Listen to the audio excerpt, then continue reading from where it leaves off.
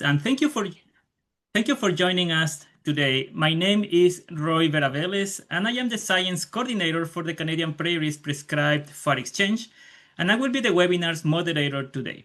So just a reminder to everyone that this webinar will be recorded and posted on our YouTube channels.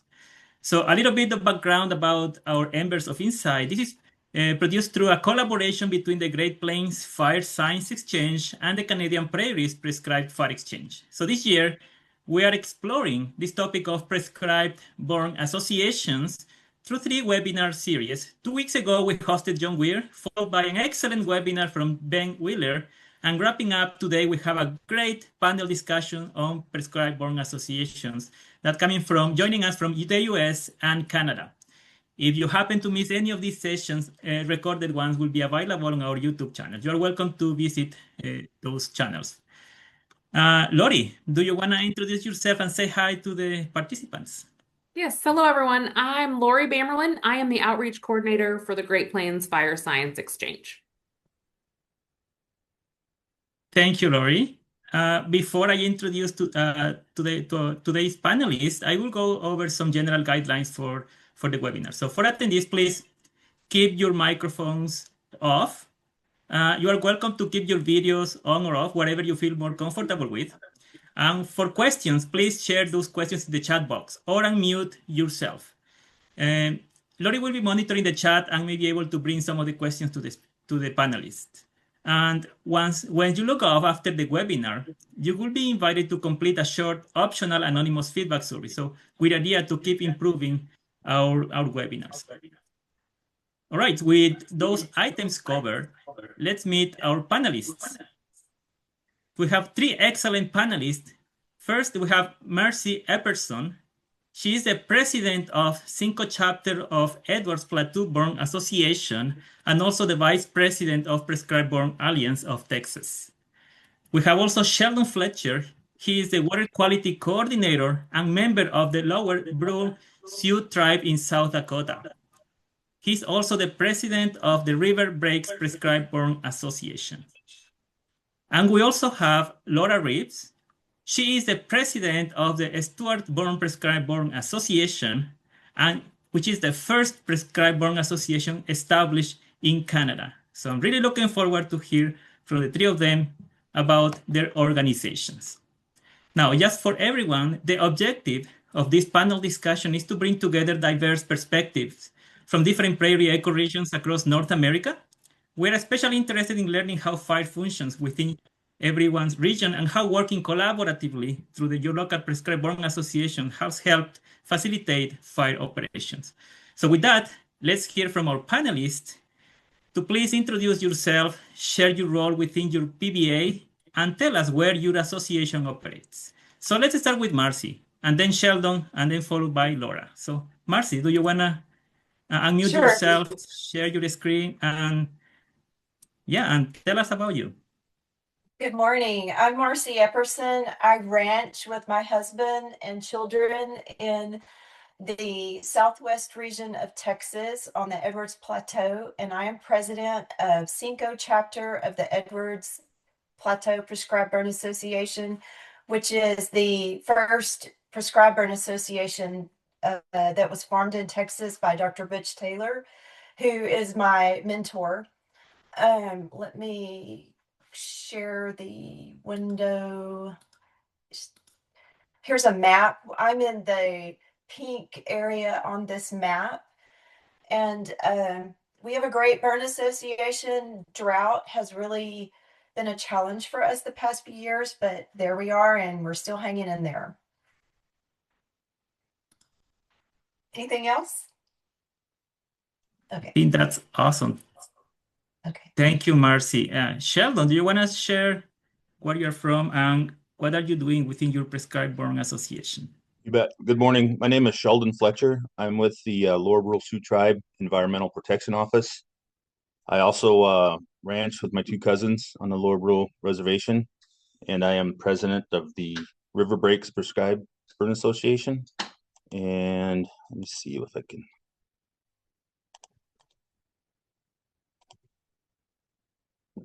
Just because there's a lot of people from around the country on here. This kind of shows you where we're at. South Dakota gets cut in half by the Missouri River, and we're right along the Missouri River. So we have river breaks, and we have lots of eastern red cedar encroachment that are coming out of those breaks onto the prairie. This is Lyman County. We're basically where this like squiggly line is. This is the White River. So we're kind of from there north and including the Lower Brule Reservation there. It's kind of our area of operations.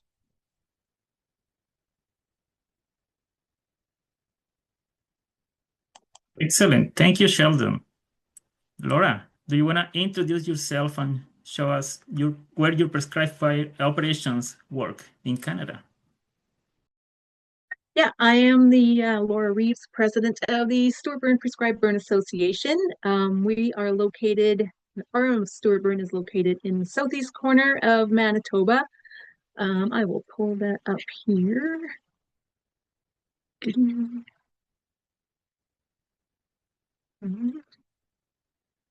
you guys see that?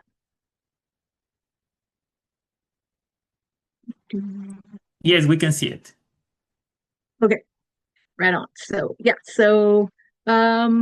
we have Manitoba here, we have North Dakota, Minnesota, and yeah, we're just a little bit in the corner of southeastern Manitoba.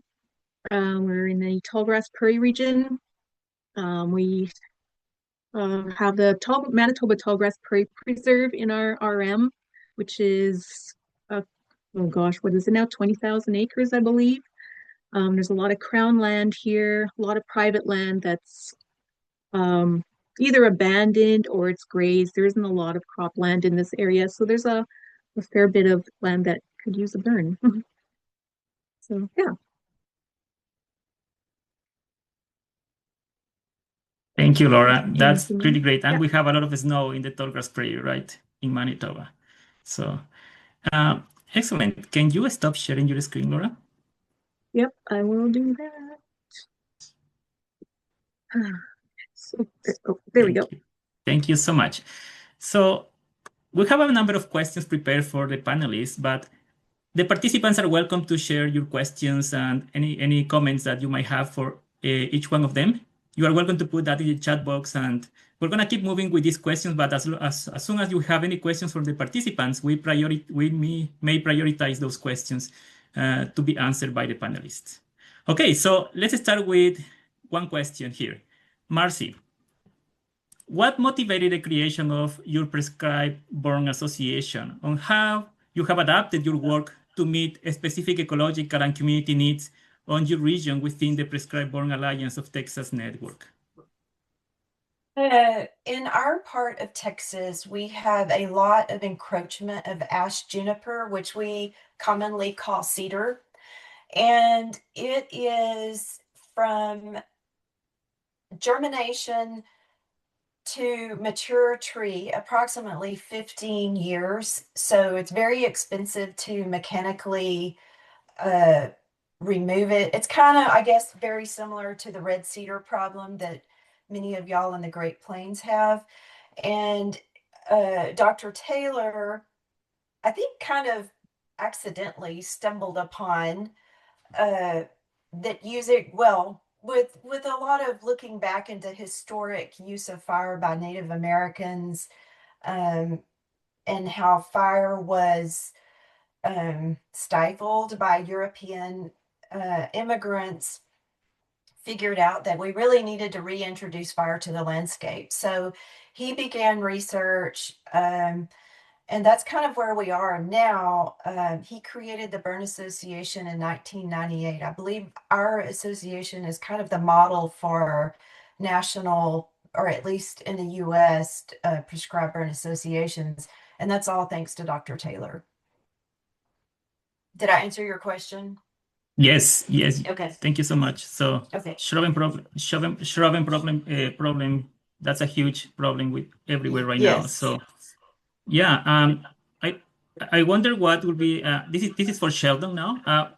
What in the same type of question, what inspired you the creation of your PBA, and how your partnership with tribal or indigenous communities shape your prescribed fire work engagement locally?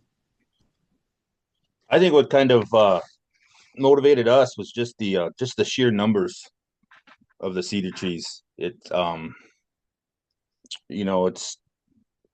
I ranched on my grandfather's ranch, and I can remember being there when I was young, and out hunting and things like that. And it was like there was a few cedar trees here and there, and now we're to the point where it's like you can't even use some trails anymore because there's so many trees, and fences have disappeared in draws. They're just covered by cedar tree forests, and it was that fact, and knowing that along with that we're losing forage production for our cattle. It was a big motivator to do something. So what we did was we started doing more education. I was in a position with our environmental office to start hosting some meetings, and I brought in speakers to talk on a topic. One was probably one of the foremost professors in the country on it is the Doc Twidwell from the University of Nebraska-Lincoln in Nebraska, and he talked on it, and we just had several meetings, just getting that word out there to educate everybody, to show how much production we're losing, and from there that just we're like, well, what can we do? At that time, there was only one burn association in South Dakota, and that was to the south of us. The Mid-Missouri River Prescribed Burn Association was the only one. And so we started looking to them for some guidance. We had some of their members come out, speak at our meetings, and basically just modeled everything off of them. We didn't try to reinvent the wheel. We saw how they were doing it. I went down to one of their fires, kind of saw how they were doing it, and was totally impressed by their organization. And that's kind of how we got started.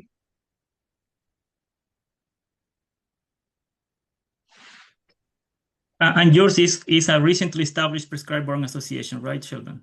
Yeah, we just the end of 2023 is when we got established. So we're real new. Perfect. Thank you for sharing that. So Laura, along the same lines, what have you inspired the creation of the Prescribed Burn Association in Manitoba? I'm curious to hear if you have the same type of problems of the previous panelists. How that developing that community-led association shape your local perceptions and acceptance of prescribed fire in Manitoba? No, we do have a very much similar problems. We have encroachment issues here, but different species. We have aspen encroachment and shrub encroachment, so like willows and birch, shrub birch and that. So yeah, looking around, we were, just talking amongst neighbors.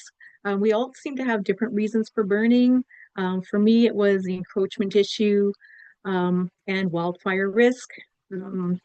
We're sitting here pretty much sandwiched between Tallgrass Prairie Preserve and abandoned farmland. So there was a national news kind of fire that came through here in 2011. And thank goodness I didn't have a house here at the time. But I came right through this area, took the barn down, took the old house down. And it was very concerning because there's a couple miles with no hard breaks here. So the neighbors, talking to the neighbors, they've got pasture land that the cattle aren't grazing anymore because it's just so overgrown. Neighbors to the north, they have a little cabin, they're afraid of wildfires. So there are lots of reasons, just talking amongst neighbors, that we need to get more fire down. There used to be a lot of fires in this area, but over years it's become a little more scary because there's more abandoned land, there's more buildup of fuel, and people are a little more nervous to burn. Did that answer your question? Yeah, no, I think that's great. And just to clarify, your association also is pretty new, right? Yeah, we started in basically just conversation started in January 24, December, winter of 23-24. Yeah. Interesting. Thank you, Laura. So, Marcy, it seems that your prescribed burn association is kind of the more experienced one right now. So I wonder what has been your biggest operational, regulatory, or social challenge, and how you have worked through within both your local chapter and your broader Prescribed Born Alliance network? I'm going to say for our area, I wrote these down, and I think there's four really serious issues which affect us. Number one, and this is going to apply to everyone in the prescribed burn world, but drought, as far as needing forage on a working ranch and balancing rotations and fire and deferring land so that we can burn. It's been a real challenge since 2011. And so, which is going to lead me into the next thing, is the age of our landowners since 2011. If they were, middle age, they're now elderly. And a lot of them just are not interested in burning anymore, or they can't, or maybe they don't even have livestock. Then we get into a little bit of the distance of the membership. For my specific association is very widespread. Even my own burn association is 5 really large counties in Texas. And then finally, land fragmentation has been a huge issue for my county in the past, really since COVID, when everybody wanted to get out of the cities and come out here. There's just a lot of fear in new small landowners that don't understand land management on a wide ecological scale. So Thank you, Marcy. How do you deal with the liability issue with the in prescribed born associations for there? us, well, I am a state certified CIPBM, so I hold a policy which covers me on a certain number of burns during the year. I would advise anyone in Texas, if they're going to burn at all, either to hire, and this is really hard because we don't have many in Texas that will travel to especially small landowners, to either join a burn association and get the experience. Make sure you have one of the handful of policies in Texas which cover prescribed fire, but go to burn school. You don't have to get certified, but you need to show that you have a level of education in fire. And if possible, get a lot of experience, get a good team, get the education, get the insurance, but hire a CIPBM if you can, and you have a really serious liability issue. Thank you, Marcy. So Sheldon, along with the same question, in South Dakota, working within the tribal landscape that balances cultural values, water quality, land stewardship, what has been your biggest challenge in advancing prescribed fire? How you have addressed those challenges? Our biggest challenge is probably just getting everyone informed about the damage that can be caused by the eastern red cedar encroachment. And first we have to get them informed so they kind of understand it, and then we got to get them motivated, to want to do something about it. And getting people motivated is tough sometimes. So a lot of times we refer to the encroachment, we always have to show dollar amounts, that they're losing. In the cattle industry, things are handed down, so it's like you don't want to be that guy that grandpa ran 300 head in this pasture, and you run, and then due to cedar encroachment you only can run 275, and now if you're going to turn that over to your son, maybe he can only run close to 200 head. You don't want to be that guy that, oh, I didn't do anything about it, sorry son, but you can't make as much money as grandpa did because we let these cedars take over and we lost our grass. You don't want to be that guy.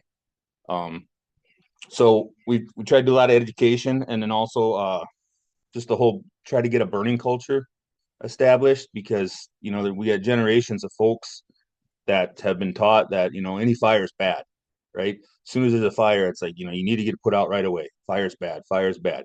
And that's been, pardon the pun, but burned into people's minds so much that you have to change that. You have to show them that fire can be used as a conservation tool, and fire can be safe, and fire is good. And then on the cultural side, our burn association is on the reservation and off the reservation and consists of tribal members and non-tribal members. We're a smaller reservation in South Dakota, so we're 230,000 acres. So out of that, we have probably 25 to 30 operators of tribal land. It's divided up into like large pastures, anywhere from 1,000 acres to 5,000 acre pastures. So we have that, and tribal members lease that, and then they're allowed to run cattle or horses or whatever they want. And so when we took a look at it, we thought maybe we'd just stay, as a reservation burn association. But with anything, if you got a small group of people, and then when it's time to do some work, even a smaller group shows up, that we just didn't have the numbers to make it work. So everybody in this area works really well together. This issue isn't just a reservation issue. It just isn't a non-Indian issue. It's not a government agency issue. It's all of our issues, and it's going to take all of us working together to make an effect to get this thing slowed down. So that's when we decided that we're just going to make it an area one. Like I said, the Mid-Missouri Burn Association was to our south, and they kind of had, I think they're 3 counties, and we didn't want to go that big. So we thought maybe we could just do, they take the southern portion of Lyman County, and we thought, well, we'll take the northern portion, and the reservation would be our area of operations. So we did that. And we couldn't have done it without the help from our Reliance is a small town just right off the reservation. And we could not have done this without the Reliance Volunteer Fire Department. They have gone above and beyond on helping us getting started and on our burns. We use their fire hall for our annual meetings. So it's just, I guess it's kind of unique. We really didn't think it was going to be that unique or anything, because we're all friends anyway. They answer fire calls on the reservation and off, and it was just like, this is going to work. And then later on, more people were like, "Whoa, how'd you do that?" With on reservation and off reservation. It's just like, well, we all know each other. We all ranch. We're rural, so I mean, we didn't even really think twice about it. We just, went to building our prescribed burn association. But big thing is that fire culture, trying to create that fire culture and show people that you're not going to burn the whole county down, because that's what everybody thinks. Oh, you can't be messing with that. Oh, you're going to burn up everything. Oh, geez, So the first couple fires we did, we had a lot of looky-loos kind of come out and wanted to see what was going on and making sure that nothing came their way. But that was all right, because everything went well. Insurance wise, things are a little different in South Dakota. The burn association doesn't come do the fire for the landowner. It's the landowner's fire. The burn association assists that landowner, so all the liability and stuff is on the landowner. So the landowner needs to have insurance, and most of the liability insurance usually covers prescribed fires. So that's one of the policies we have is with the burn association, is when you go to ask for help on burning one, there's all these criteria that need to be met, and one of those is liability insurance. And then we also try to tell other people that we're not for hire. We're not going to come conduct a fire for you, but we can come help you and assist you in doing that. That's excellent. Thank you, Sheldon, for sharing those perspectives from South Dakota. In the same lines, Laura, so yours is the first prescribed burn association in Canada. So what has been the biggest challenge in the Manitoba's regulatory and liability context, how you have worked through those challenges.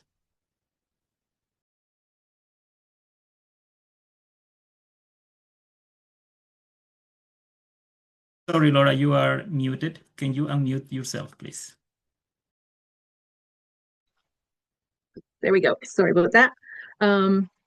Yeah, I think the biggest challenge for us is that once we got started, everything moved really fast. We got a few people together who were interested in doing prescribed burning, and it was right away that we heard, I think it was in January of 24, we heard of a big federal grant that was being handed out for fire education.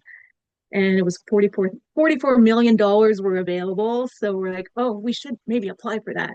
And we had lots of support from our RM. They encouraged us to apply for this grant. And they say, don't just apply for a little bit, like make your dream list and shoot for the stars. Maybe you'll only get some of it.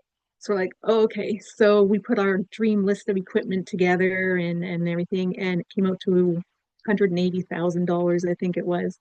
And so we applied and we didn't get it. Okay, well, whatever. Then another grant came up. We got a grant through Nature Manitoba. It was for $3,000, which was great. It's a native habitat grant.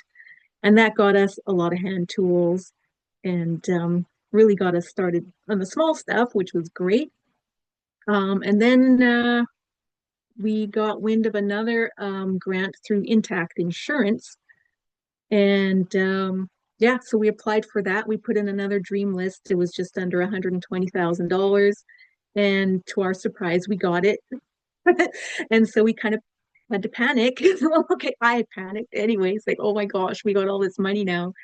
So yeah, once we got that money, we started purchasing equipment. We got a 6x6, like a side-by-side. We got a tow bowl trailer, water skids for both of those, more hand tools, PPE. We got enough money for training people. So yeah, and of course now we have to answer to the funders to Intact Insurance for 2 years, and we have all these goals that we said we would reach. So we're under pressure now to do all that, which is great because it's making us do stuff, which is it's really good. So yeah, the challenge in all that is that there's a limited number of people. Like Sheldon was saying, there's a small core of people who are really getting this done, and it's been a lot of work. It's a lot of work putting it all together to begin with. We have to get incorporated. We have to get in liability insurance. Yeah, that was, we had so much support through the RM. We actually have our liability insurance through them. So they also gave us $1,000 towards our overhead costs. And yeah, so that's where we have our liability insurance. We also have workers' compensation coverage. So if anyone does get hurt on the fire line, we have coverage for them. Yeah, I guess our next biggest challenge is going to be keeping up with this equipment. Now we have insurance for all this equipment. So yeah, we're going to have those annual payments for that sort of a thing. So that's going to be our next big challenge, I guess, financially anyways. Really great to hear that an insurance company is funding your prescribed burn association in Manitoba, Laura. That's really great to hear. I wonder how is that relationship with it's them? in their it's in their best interest, right? Because we've had, even in our area in 2011 and 2012, we lost 7 houses in our area. The local bridge was out heading into town. So yeah, it's in their best interest to help prevent these wildfires. Thank you, Laura. That's really great. I want to hear from Lori if we have any questions from the audience. We do not. I just put it in chat. If you have questions, feel free to put that question in chat or raise your hand and Roy will call on you. We'd love to hear what you're thinking or if the panelist said something that sparked your interest. Thank you, Lori. So Sheldon and Laura mentioned something about training. So this question is for Marcy. So Marcy, how do you train members and build trust among your rancher communities, agencies, and first responders? Well, I'm going to go back to Dr. Taylor again. His whole model was set up as neighbor helping neighbor. And so communication is key in everything, all of life. We know that. So we try to communicate as widely as we can between group members, PBA members, neighbors, agencies. And then I try on every single burn to locally on my social media, not a big thing, just locally. If you're interested in prescribed fire and you would like to come and be on this burn with us, we will pair you with an experienced practitioner as a mentor for the day. And then, and I can't remember who said it. I think it's, I don't know, it doesn't matter. Just put a drip torch in someone's hand once, and they are going to smile for the rest of the day. Everybody loves it. So it just takes a little effort. But as Sheldon said, reigniting the little pun there on purpose, or maybe not on purpose, but reigniting the fire culture is so very important. And that's what we're all about. Amazing. Thank you, Marcy. Okay. We have a question for you, Marcy, that says, have you come up with any methods to address the issue of aging landowners and possibly attracting younger people? So I think you kind of addressed that, maybe attracting other people, but you want to elaborate?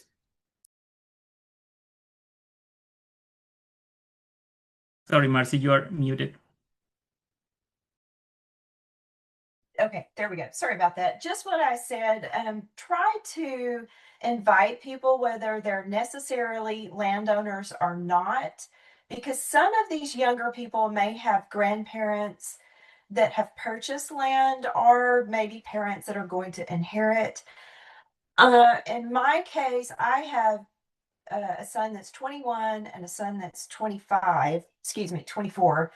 And they invite their friends, and I encourage them to bring their friends. And last year we burned several units, and we had about 10 young people come to these burns that had never been on a burn before, and they all absolutely loved it and are ready for more. So I just think it's going to have to be a grassroots level movement, and we have to be welcoming, and we have to address the fear. And I think the fear is justified. So I don't want to make light of that on anyone. We have to be respectful of fire. It is dangerous, but it's all about creating a safe burn unit and a safe experience for people. And I really think that is key into moving step down through, dealing with the older land ownership. And I don't know the stats, but I know we see it over and over again. We are in a time of the largest land ownership change in history in the United States because of aging land ownership. So I think for those of us who are actively involved in burning, it's just keep being nice, keep smiling, and keep inviting people to our burns. And address the training and the fire culture. Did that answer that what you're? I think that answered the question. Thank you, Marcy. Okay, good. Thank you. I see movement in the chat, Lori. I don't know if there are any more questions there. Yeah, Brian has just put some useful resources in there about how university extension is helping promote PBAs in Texas. Mhm. Excellent. I'll add to that. We AgriLife a little over a year ago hired a statewide prescribed burn coordinator. His name is David Brook, and he is doing an amazing job for the state of Texas. Perfect. Thank you, Marcy. So, Sheldon, along the same lines, I guess you mentioned this a little bit in your previous answer, but how do you train members in your association? I just got to reiterate on one of Marcy's comments about inviting people out. on the burns. I think that's huge. When I went to my first burn with the Mid-Missouri River Prescribed Burn Association, I came back that same week, and it maybe wasn't 100% appropriate, but we conducted a small 30-acre burn on our ranch. That same week I went and watched theirs. It was like, yeah, we need to do this. And I wish we were doing this 25 years ago. But we're just getting started now. So yeah, when they go, if they're gonna like it, boy, you know it right away.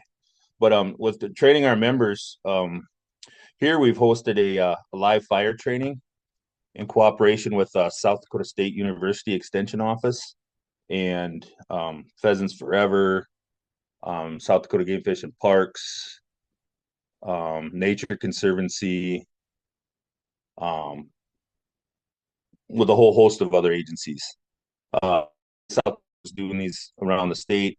It'll be 3 years ago now. We looked at doing our first one on the reservation, and it really went well. We do it's classroom, so it's for like landowners, operators, producers, that they come, and we have a half day of kind of introducing them to fire, fire breaks, all the different terminology, the equipment, the dangers, and then in the afternoon we go out and we do some burning. So we did, like, I think the first one was like 50 acres, and then like last year I think was probably 100. And we have another one planned for this spring on April 21st. We're going to do it again. So that's where we really try to get people in that are new to it, so they can come, and we actually have that as a requirement before they can start going on burns and stuff. They need to have one of those trainings before they can participate. And that's really gone well. And that's why we're doing it. This will be our third year doing it. So we look forward to that. And that's we've kind of been using those mainly as our training platforms. That's great. Thank you, Sheldon. I think We there's a question in the Yep. chat. we have one that says, I think if everybody could share their input on this, that'd be great. It says, if a person were to approach you on forming a new local PBA, what advice would you provide them on where to start? I guess it's an open question to anyone who wants to answer this. Either I'd tell them Sheldon, Marcy. I'd tell them to go out and find an existing burn association that's been there for a while, like we did with Mid-Missouri, and go there and talk to the folks. And if you can, attend one of their fires or two of their fires, anything like that, to see how it goes. And from there, you'll get a really good understanding on how they work. But that'd be my best piece of advice.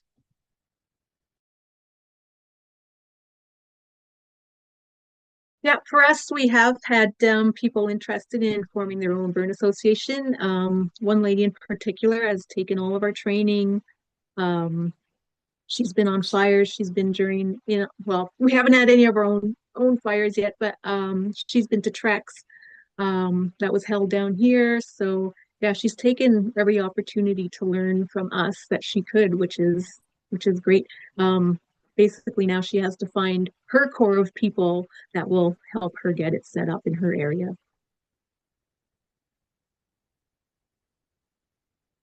Thank you so much. Are there any more questions in the chat, Lori?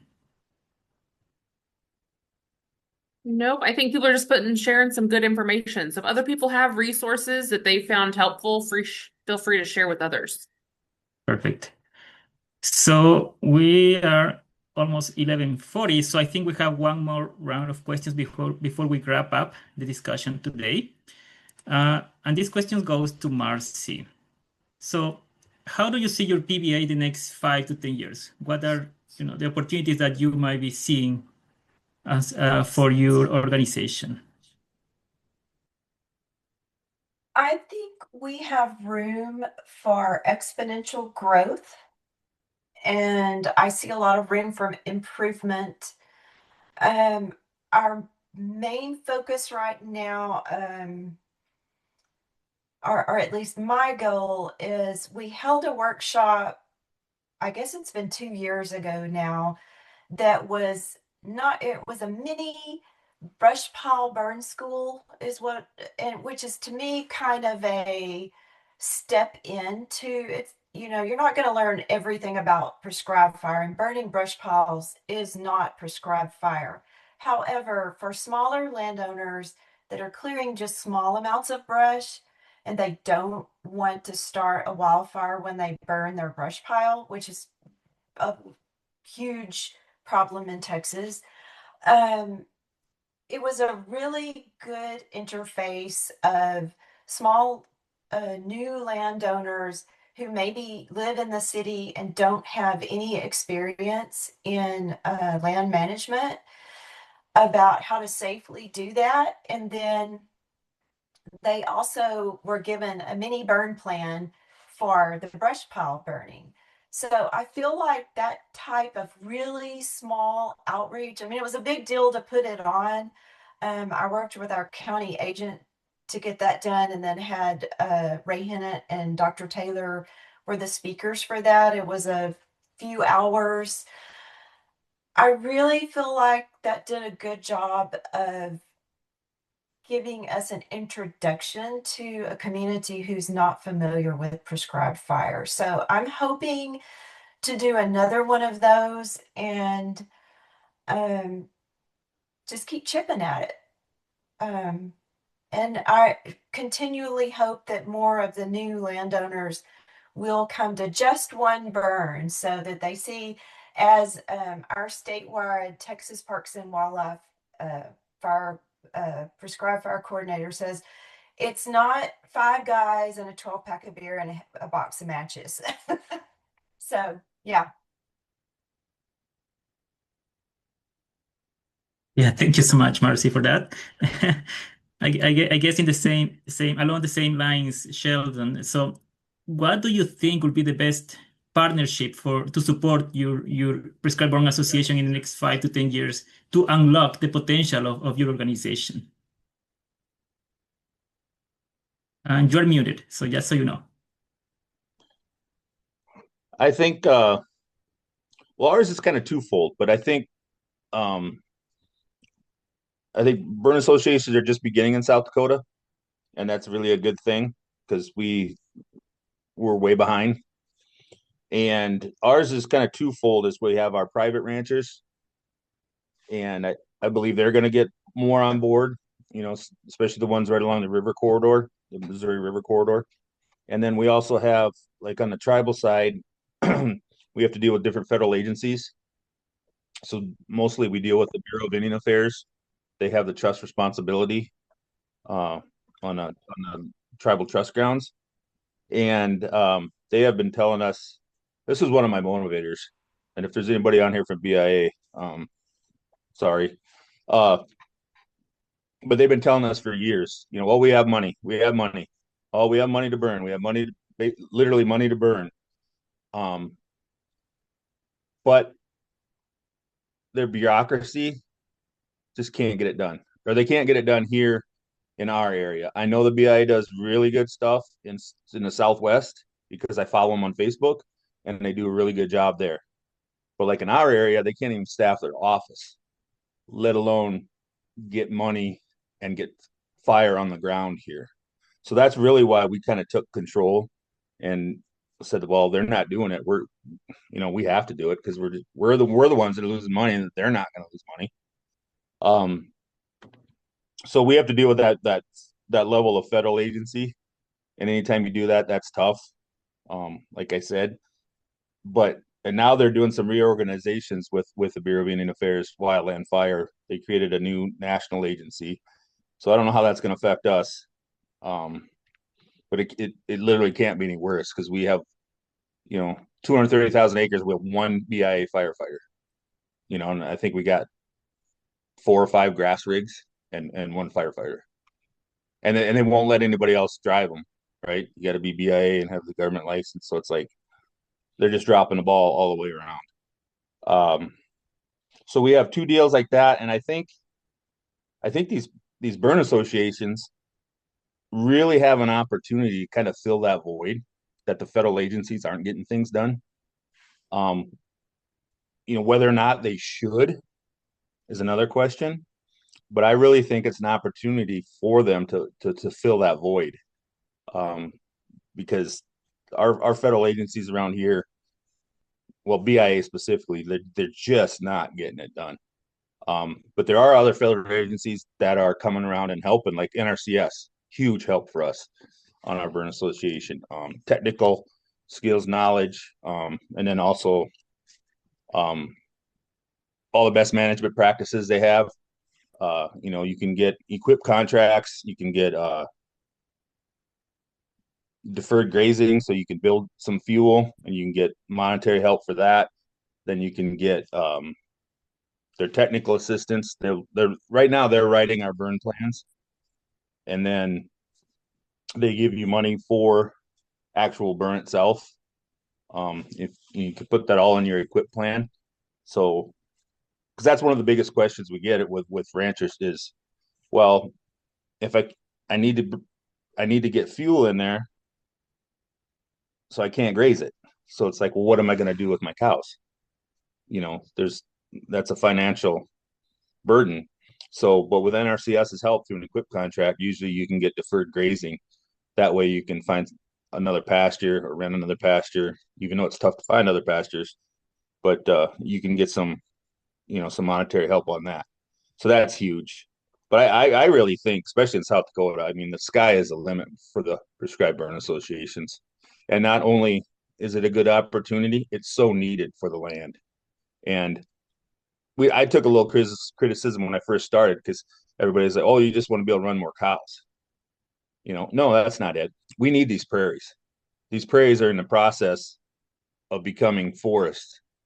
And if that happens, it's I mean, all the ground nesting birds, all the habitat for everything on the prairie, we can't afford to lose our prairies. We just can't. So it's not just for ranching so we can run more cows. It's to save our prairies, basically. And I just think there's a huge opportunity for the burn association, especially in South Dakota, to really expand and be in control. Thank you, Sheldon. So, Laura, in Canada, what needs to be changed, politically speaking, institutionally speaking, needs to be changing in order to help this model of prescribed burn associations to grow? What do you think shifts or changes are needed here in Canada? I think one of the biggest things we could do is just make room for more partnerships. We've actually started working on partnerships with, we started out with the Canadian Prairies Prescribed Fire Exchange, which was great. They helped us out a lot in the beginning, and still are helping us. We've made inroads with the Nature Conservancy of Canada. To begin with, they wanted nobody outside of their agency to help with burns. You had to have special permission just to watch them burn, kind of a thing. But they've made some adjustments to their policies, and they're actually allowing us to burn with them now as the Stuartburn Prescribed Burn Association. So that is huge right there. We have had a meeting with the what's the exact name? Anyways, with the provincial fire protection services there, and they're interested in working with us. They're not sure exactly how yet, but there's room for that, for discussion on that. And I think the biggest thing is going to be partnerships. We can't all do it on our own. We've got a lot of, like I said, a lot of crown land here. People are pointing fingers at the government saying, why aren't they burning? People are pointing fingers at Nature Conservancy saying, why aren't they burning more? People are pointing at our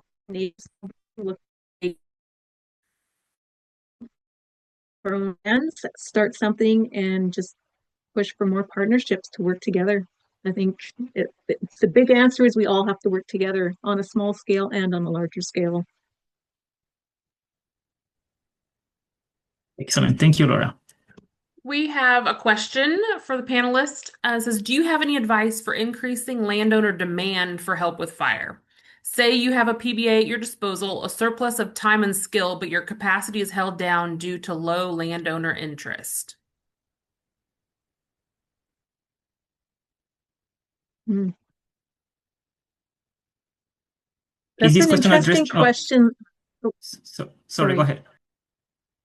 Yeah, in our area, we actually have more interest than we can.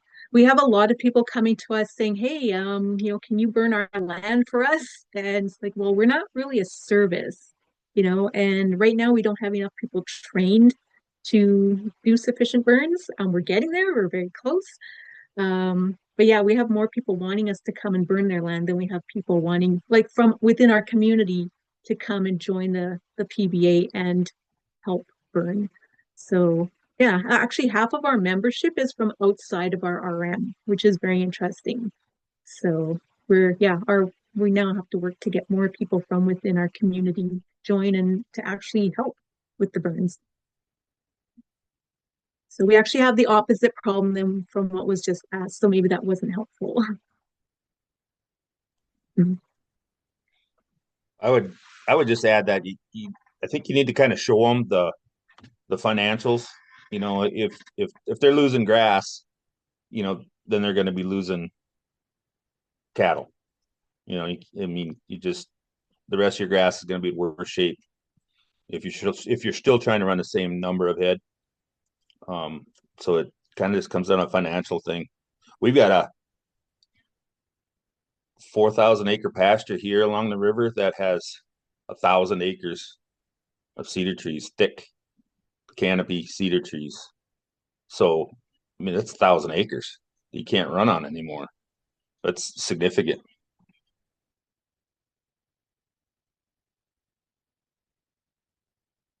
Sheldon, I have a question for you. What is your stocking rate in that 4,000 acre pasture, or what would be the normal animal units if you didn't have 1,000 acres of unusable space?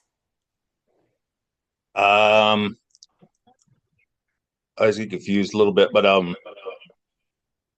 think we're at about 22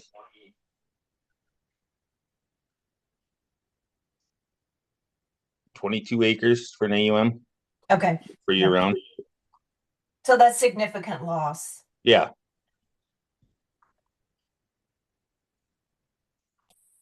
Thank you so much. Lori, do you have any more questions? Yeah, we have a couple more. So one would be specifically for Laura, is how do you train your members? And then a follow-up that anybody could ask or answer would be about urban burning. Do you know any PBAs that are successfully doing urban or suburban burns? Sure. Okay. So, about training, before we got our funding, we actually struck up a deal with the Canadian Prairies Prescribed Fire Exchange. They have that course, Introduction to Prescribed Burning or Introduction to Prescribed Fire in a Grassland Environment. It's a 16-hour online course, really well done. If anyone wants to take it, I highly recommend it. So that course is $150 to take, which is not unreasonable at all, but it's not something everyone's going to want to pay. We had somebody say, well, I'd like to take the course, but I don't want to pay $150 to volunteer for something. So we thought, oh, well, okay, that might be a concern of other people's too. So we approached CPPFE and we struck up a deal that we could get a cost share on that course. So they allowed us to get as many people as we could together to get that course, and we would just split the cost between all those people. And we had 15 people sign up for that course, and they paid $14 each to take that course, which was a great start for us.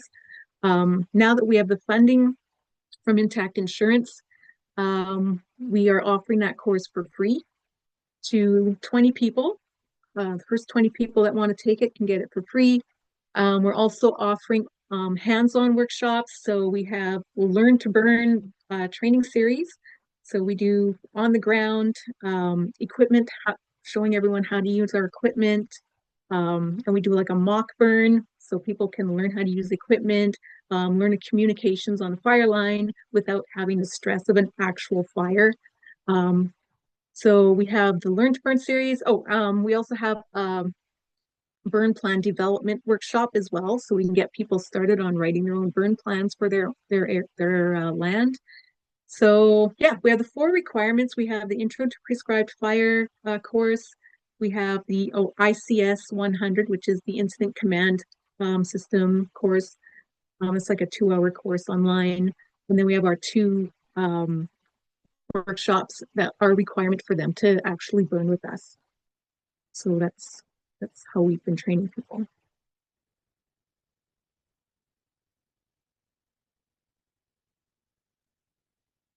Thank you, Laura. That's exciting. I think there are a couple of more questions, Lori, in the chat.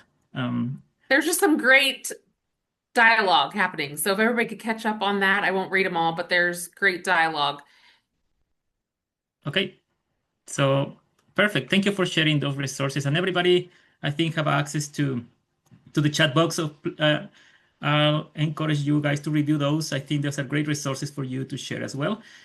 So we are almost at 12 p.m. here CST time. So I wonder if any of you guys, Marcy, Sheldon, or Laura, do you have a final message to everyone that you want to share with your audience here? So this is an open question for you. Whoever wants to talk first, please unmute yourself and answer that question.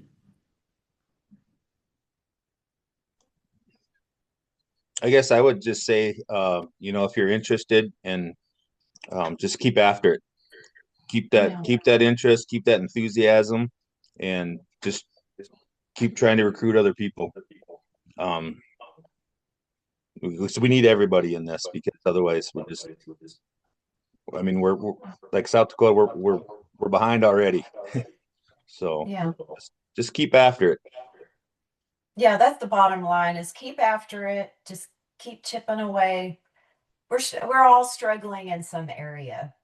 There's so many volunteer organizations. We're just another one trying to get more people involved. But once people see what fire does, it really makes a difference. So if we can just get them to one burn, it usually turns things around. Yeah, we have found that too. When we had people actually come to treks and they actually got into a fire, they actually got some burning done. They got really excited after that. They were already excited, but that really helped. Like I said, we haven't had any fires on the ground yet. We just haven't had the people or the land prepared, to be honest. Getting land prepared is a big challenge as well.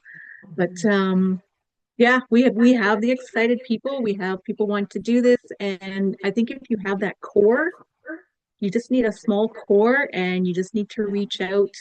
To begin with, we just had community meetings, just to get the community or knowledgeable about what we were doing, and it just came from there.